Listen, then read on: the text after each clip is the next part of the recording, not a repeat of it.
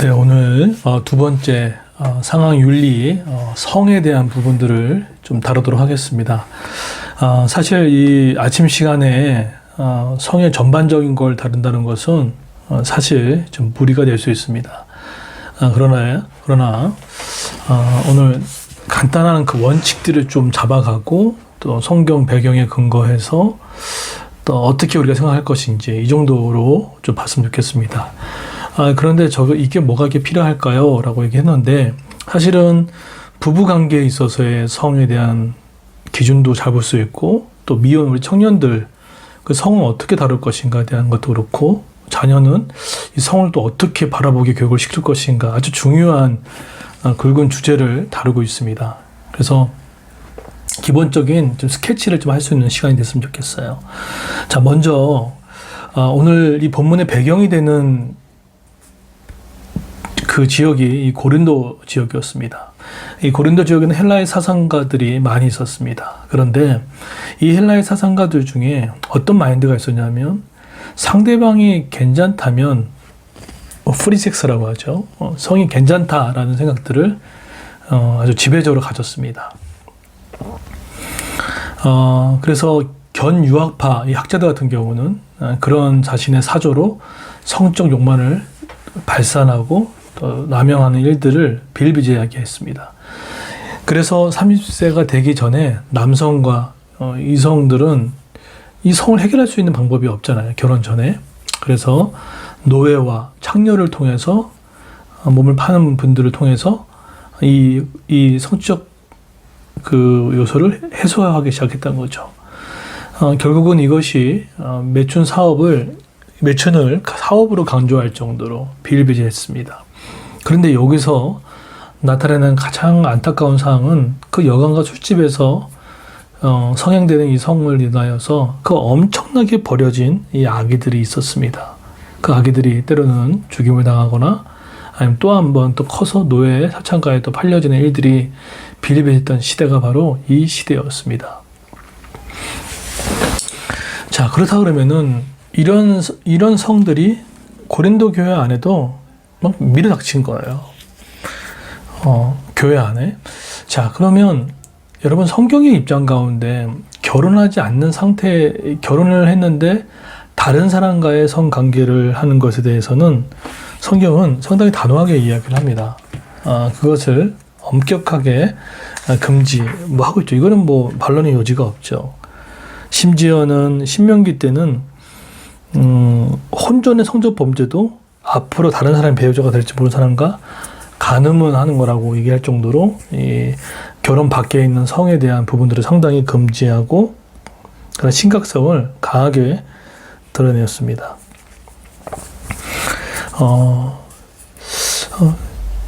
그렇다 그러면 그런데 문제는 뭐냐면 그러면 결혼 전에 성 경험을 했던 남녀는 그리스도인들은 어떻게 될 것인가 그런 생각도 해볼 수 있고요. 그리고 성은 사실은 우리가 식욕과 물욕과 수면욕이 있는 것 중 하나의 우리의 성적 욕구거든요. 그것을 자꾸 부정하다가 보면 안 되고 우리의 기본적인 본능이고 기본적인 우리의 리듬입니다. 그래서 우리가 생각할 때 자꾸 이 성의 문제를 자꾸 축소시키고 부정적으로 보고 소극적으로 보는 것은 건강한 사고가 아니라는 거죠. 그럼 여러분 결혼하지 않는 청년들의 성은 어떻게 해결을 할 겁니까? 여기는 그걸 다 다룰 수는 없지만 제가 추천하고 싶은 책이 하나 있습니다. 그 송인규 교수님, IBF에서 아주 오랫동안 사역을 하셨던 교수님의 책 중에 고립된 성이라는 책이 있습니다. 이분은 결혼을 한 제가 알기로 초반인가 중반 때 한 걸로 알고 있는데 이분이 그때 자기가 겪으면서 이 성을 어떻게 해결을 하고 어떤 모습을 가는지를 잘 기록된 책인데 한번 우리 부모님이나 우리 청년들도 좀 봐서 이것을 조금 좀 기본적인 마인드를 가졌으면 좋겠다는 생각을 갖습니다. 물론 이제 이 밖에 더 많은 책들이 나오고 있죠. 그런데 오늘은 이제 그 정도로 생각했을 때 그래서 여기 부분 가운데 조심할 게 뭐냐면 정죄의 문제로 보지 말아야 한다는 거예요. 만약에 예를 들어서 혼전 성경험을 했던 사람들 어떻게 할 겁니까? 미혼들 성애 문제를 어떻게 해야 할 것입니까? 그럴 때 우리가 예수님의 생각을 잘 했으면 좋겠어요. 가늠하다 걸려서 온 그 여인에게 어떻게 했는지, 예. 죄에 대한 분명한 대안을 들춰내셨지만 그 다음에 예수님이 다시는 이 죄를 짓지 말라라고 하면서 그 죄인의 용서와 그 해결책을 허락해 주셨죠. 자, 그러면 이렇게 조금 사랑과 공의의 어떤 관점으로 봤을 때, 그러면 이 교회에 대체 뭐가 이렇게 문제가 됐냐라고 했을 때, 여러분, 가장 중요한 핵심이 있습니다. 이래서 우리가 소위 말하는 이 시대 정신이라고 할 수도 있고, 때로는 우리 이걸 사상이라고 할 수도 있고, 뭐 이념일 수도 있고, 뭐 가치관일 수도 있고, 철학일 수도 있는데, 다 같은 말이에요. 같은 말인데, 당시 고린도 이 지역은 구약의 소돔 지역 아주 문란한 도시였어요. 그러니까 신약 시대에 거의 소돔이다라고 할 정도로 지역이었습니다. 그런데 왜 이렇게 자유됐냐면 이런 거예요. 그리스도의 자유에 대한 오해가 맞물려 버렸어요. 그리고 이혼론적 사고가 비롯됐어요. 그리스도의 자유가 된 건 뭐냐라고 했을 때, 우리가 이제 구원 받았으니까 우리가 자유를 얻었다라는 이것에 대한 잘못된 오해였다는 거예요. 우리의 자유는 물론 십자가의 구속과 해방으로 자유지만, 하지만 그 자유가 상대방의 타인을 위한, 하나님을 위한 자유가 제한되어져 부분들이 있습니다. 자유가 제한됐다는 것은 누리지 못한다는 그 뜻이 아니라, 우리가 하나님의 영광을 위해서, 또 다른 사람의 유익을 위해서 그 자유가 절제된 자유를 타인을 위한, 또 그것이 절제된 자유로서의 모습을 보여주고 있죠. 얼마나 성숙합니까? 만약 내가 자유야라고 하면서 하게 되면, 뭐 음식점 가가지고 돈통에 있는 돈 꾸져가지고 제 자유라고 해도 할 말이 없잖아요. 횡단보도가 지키라고 법은 있어요. 근데 내가 자유야라고 하면서 빨간불에 걸어갔는데 내 자유라고 얘기할 수는 없잖아요. 마찬가지로 또 한 가지는 이혼론적인 사고에서 이것이 비롯됐습니다. 그러니까 영만 선하다는 거예요. 영만. 근데 육은 괜찮다는 거예요. 어차피 뭐 타락하고 말 건데. 그런데 오늘 성경에서 그리스도의 십자가 부활을 얘기하면서 영만 부활할 것이 아니라 우리가 몸도 부활한다는 것에서 이것을 연결시키면서 그렇지 않다라는 얘기를 합니다. 이런 잘못된 이런 신학적인 사상이 이렇게 교회를 막 망가지게 만들고 했던 거죠. 여러분, 그래서 이렇듯 성경적인 가치관과 상황의 논리를 아는 건 너무나 중요합니다. 사실은 고린도 교회가 개척하고 얼마 되지 않았다 보니까 뭐 걷잡을 수 없죠. 그래서 그레이스 교회가 뭐 개척부터 복음기초학교 양육반, 제자반을 하면서 그렇게 성경적인 사상, 성경적인 기본 마인드, 성경적인 태도, 이런 부분들을 가르쳤던 건 다 이런 부분이에요.